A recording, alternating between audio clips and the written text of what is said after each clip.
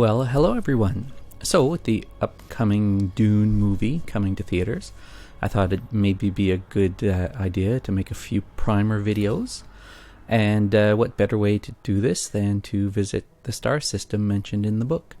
I'll be using the Elite Dangerous space simulation game for the visuals. I'm thinking that I'll do a series of videos covering the different worlds and cultures that are featured in the book, and then I'll see where that takes us. There might be a few spoilers in the series, but I'll make sure to keep the major ones out. So here I am at the Earth. It isn't featured in the Dune novel, but as the birthplace of humanity, I thought it'd be a good starting point. The story starts at about 10,000 years after the establishment of the Spacing Guild, so very far in the future. We get the impression early on in the book that humanity fought a war called the Butlerian Jihad to liberate itself from thinking machines. There's a line in their Bible, the Orange Catholic Bible, that states, "Thou shalt not make a machine in the likeness of a human mind." The Dune prequel books cover this war, but that's outside the scope of the series. So for this first video, I'm going to visit Caladan, and that's the home system of the Atreides. According to the glossary of the novel, it's the third planet orbiting the star Delta Pavonis. So let's check it out. It's pretty close. Only one jump away. And that distance actually matches an astronomy book distance for Delta Pavonis. So the game got it pretty accurately.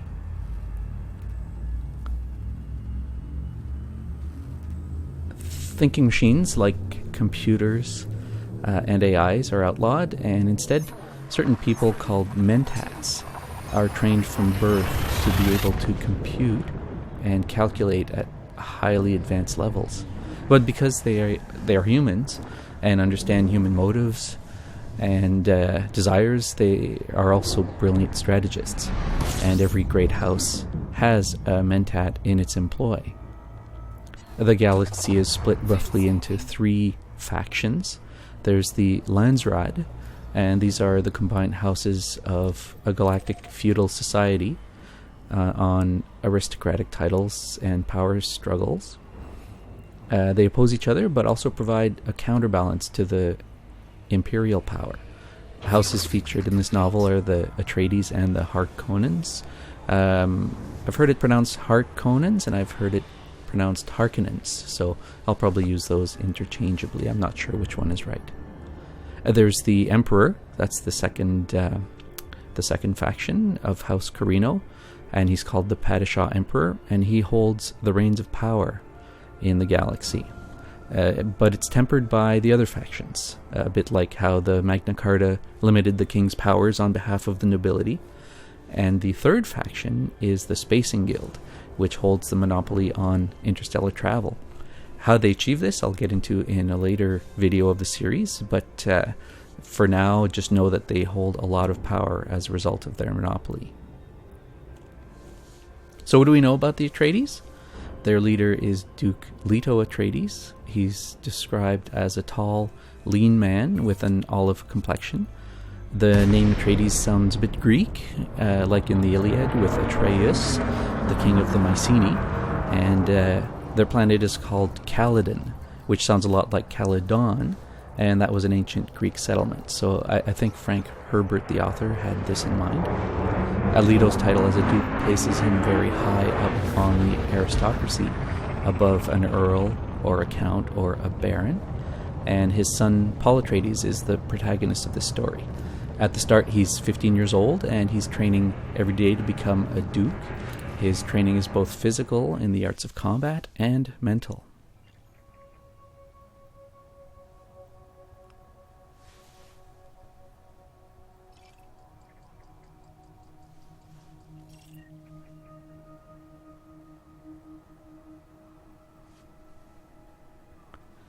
So in game here, we can see that there's actually a third planet in this star system that's Earth-like. According to the stats, it only has 3% oxygen atmosphere, so you'd likely suffocate there. It's Earth-like in size and gravity, though, so given that Elite Dangerous happens in the year 3306, they have a few thousand years to terraform if needed, if they wanted to make this into an extension. So there it is. Reagan's Legacy. Let's go check it out. It'll just take a few minutes to get there. 3, 2, 1, engage. One thing to note is that futuristic weapons don't feature in this story. People wear energy shields that protect them from projectiles, and if a laser beam hits a shield, it'll create a fission reaction and nuke the target, but also the shooter and both of their armies. So that means that combat is old school, with knives and swords, and they have to slowly enter the shield so as to not have their weapon deflected. So a quick parry and slow attack, that's the strategy. And also assassination through poison and booby traps is commonplace. If you saw the 1984 film of Dune by David Lynch, you see them using these sonic weapons, but that's not in the books, so you can forget about those. Paul is also training mentally in 2 schools. He's training to become a mentat, unbeknownst to him, because that training is kept from the students up to a certain age. And he's also training as a Bene Gesserit, and this comes from his mother Jessica. This is a religious order that focuses on absolute control of the human body. Through their meditations, they can and techniques, they can detect lies, control others with their voice, neutralize poisons inside their bodies, and perform other supernatural feats. They're an exclusively female order, with Paul being taught against their wishes in secret. They have a human breeding program to produce a Kwisatz Haderach, which is a male Bene Gesserit, and Paul's mother secretly hopes that her son is this person. At the start of the book, you see Paul being raised in this environment in order to make him as formidable a duke as possible. So at the same time, here's the planet. The entire house is moving. They have been ordered by the Emperor to leave Caladan and to take charge of Arrakis. The Duke doesn't want to do this, but he's obligated to obey. Noblesse oblige. The only other option would be to exile his family to another part of the galaxy outside the Empire. He doesn't want to go because he knows the assignment is a trap. Arrakis is a politically charged planet, which I'll get into in another video. I'm kind of reminded in the scene in the movie Firefly where they're flying into a trap knowingly, and the pilot says to the captain, "What about the part where it's a trap?"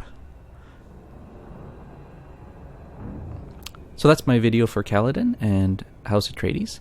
In my next installment, I'll go to Dune Prime, the seat of House Harkonnen, and talk about them.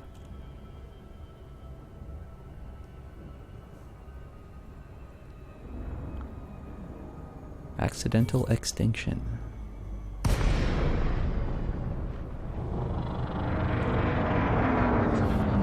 Let's go see what that's about.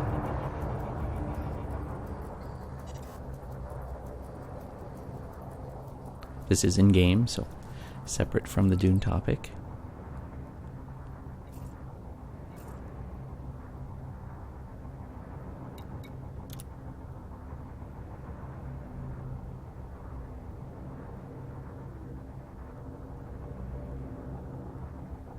Alright, well, thank you very much.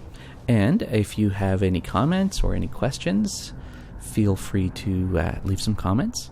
I'll read them, and maybe I'll do a Q&A if there's any kind of interest.